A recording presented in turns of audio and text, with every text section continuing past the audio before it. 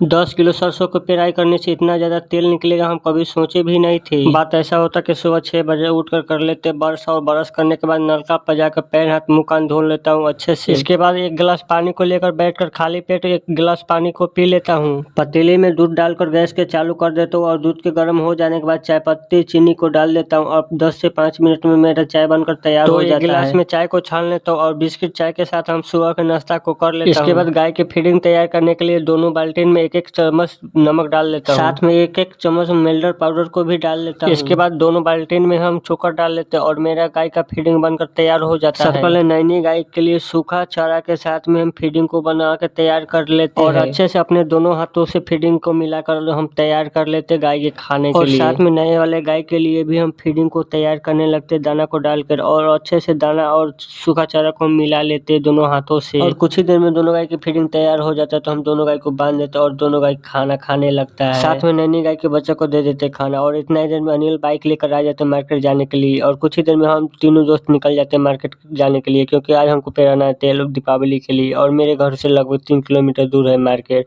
और कुछ ही दिन में हम आ जाते हैं मार्केट में लेकिन बहुत ही ज़्यादा भीड़ है तेल पेराई में। तो हम भी अपने सरसों के लाइन में लगा देते हैं और हम अनिल और राजकिशोर तीनों आकर बगल में टाइम पास करने लगते हैं और कुछ ही देर में 2 से 3 घंटा में मेरा सरसों पेराई होने लगता है और कुछ ही देर में मेरा सरसों पेराई हो जाने के बाद अनिल का भी होता है सरसों पेराई। सिर्फ मेरा 10 केजी सरसों में इतना ज़्यादा तेल होगा हम कभी सोचे भी नहीं थे।